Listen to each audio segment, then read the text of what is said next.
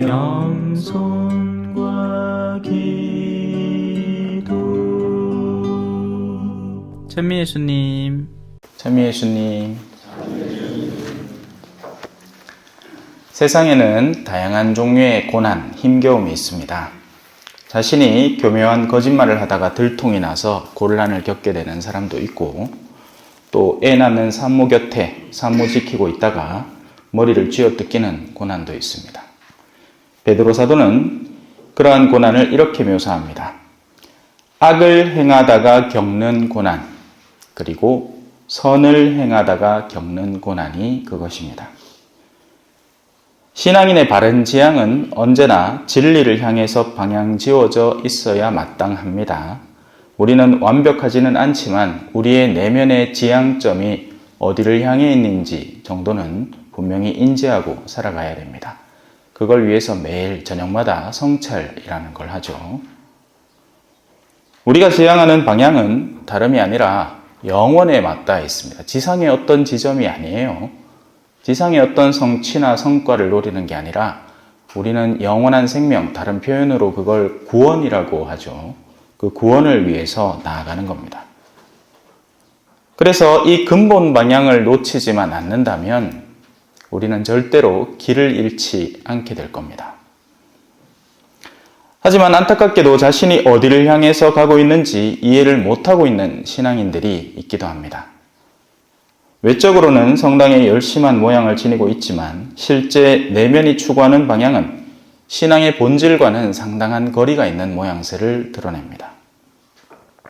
그래서 이들은 자신들이 진정으로 무엇을 추구하는지 질문을 받았을 때 쉽게 답변을 못합니다. 지금 당장은 집도 좀 샀으면 좋겠고요. 그리고 하는 일도 좀 잘 됐으면 좋겠고요. 만일에 하느님께서 그것을 오늘 멈추신다면 어떻게 하실 겁니까? 그러면 안 되는데. 자기가 설정한 방향이 아니니까요.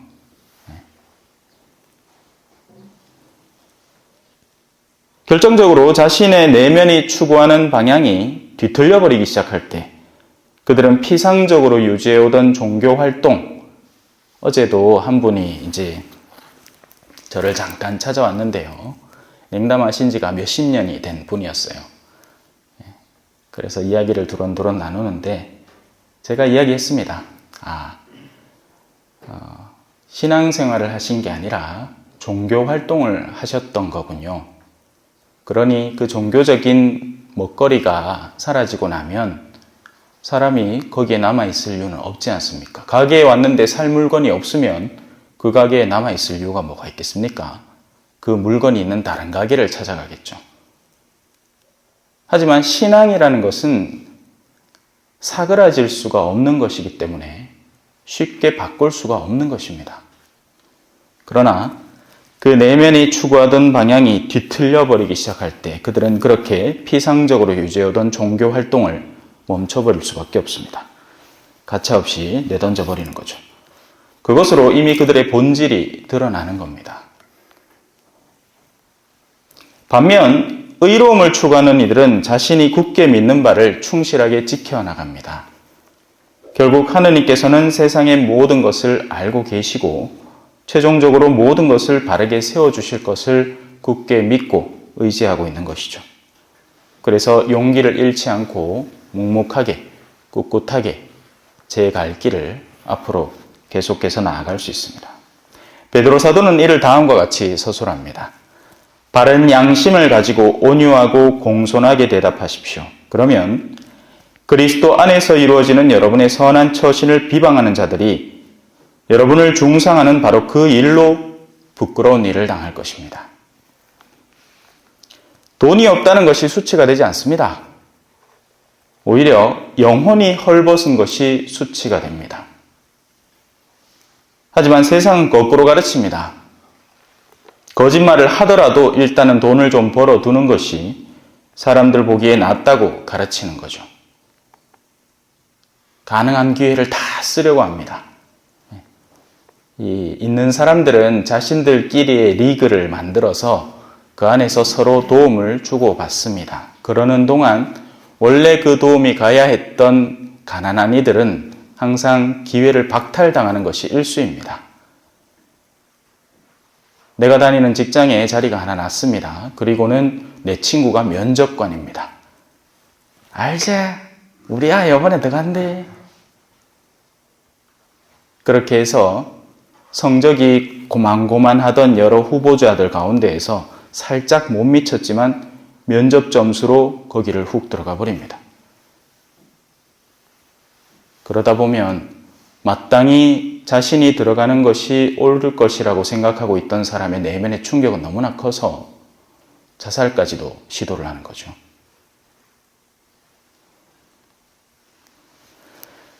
요즘 우리 사회가 이렇다 보니 사기꾼들이 판을 치는 세상이 되었습니다. 특히나 한국 사람들은 머리가 똑똑하기 때문에, 그리고 제가 유심히 관찰해 보니까 똑똑할 수밖에 없습니다. 추운 겨울을 버텨내고 살아나기 위해서는 머리를 쓰지 않으면 살 방법이 없기 때문에 그렇습니다. 외국에는 좀 게을러도 크게 영향을 받지는 않아요. 생존 자체의 환경 때문에 위협을 받지는 않는다고요. 하지만 한국은 다르죠. 머리를 안 쓰면 그래서 온돌도 개발하고 장아찌도 개발하고 김치의 발효 문화도 개발하고 한 겁니다. 머리가 엄청 좋은 거예요.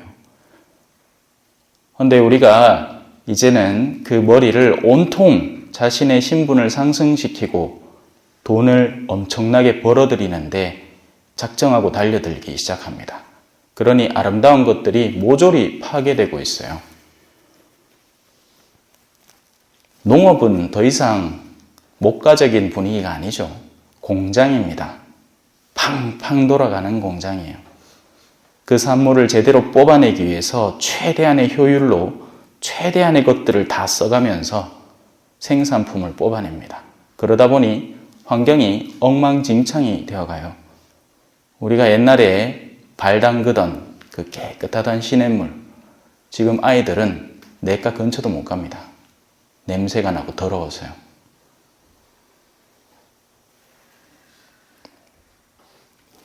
옳지 못한 수단이라도 성공만 한다면 그만이라는 식의 가르침, 그런 것들이 정치계에도 판을 치고 있습니다. 물론 지금이야 많이 정화가 되었다 하겠지만 여전히 아름아름으로 정식 루트가 아닌 다른 수단을 통해서 사람들의 환심을 끌어당기고 서로가 뒷돈을 주고받는 세상. 이런 형태의 삶의 방식은 우리의 내면에 미흡하게 조금씩 우리도 알아채지 못하는 사이에 어둠을 형성해 나가기 시작합니다. 그렇게 그들은 벌어도 누리지 못하는 내면을 가진 악순환을 살아가게 됩니다. 하느님 앞에 머무는 이는 작은 것에도 기뻐하고 만족하는 내면을 갖고 있습니다.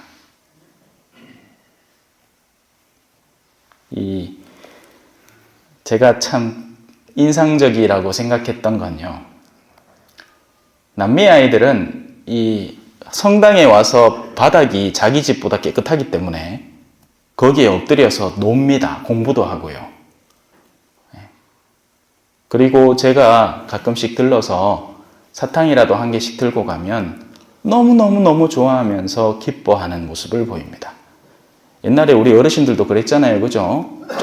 초콜릿도 기브미 해가지고 미군들이 뭐 껌이라도 하나 툭 던져주마. 그거 막 하루 종일 씻고 다니고 그랬을 거 아닙니까? 그죠? 비눗바위 붙여놓고는 또 띠가 묻고 시커매질 때까지 그랬다 하대. 그게 지금의 남미의 현실입니다. 그런데 제가 여기에서 한 아이에게 그래, 혹시 시무님이 아이스크림이라도 하나 사줄까 하니까 이제 생각이 돌아갑니다. 아니요 라고 합니다. 뭐 다른 여러 가지 생각들이 있었겠죠. 아이스크림을 먹는 게 나한테 이득일까, 아니면 차라리 그걸 안 먹고 다이어트를 하는 게 나을까. 맑지 않은 거예요. 아이가 맑지 않은 겁니다. 사전에 생각들이 벌써부터 진행되고 있는 거예요.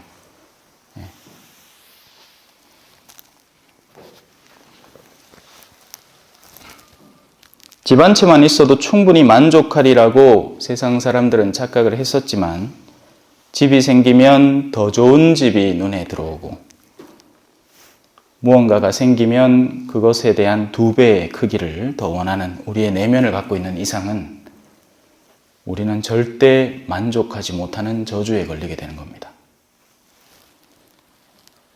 그들의 영혼은 그렇게 한없이 고통 중에 머물러 있습니다.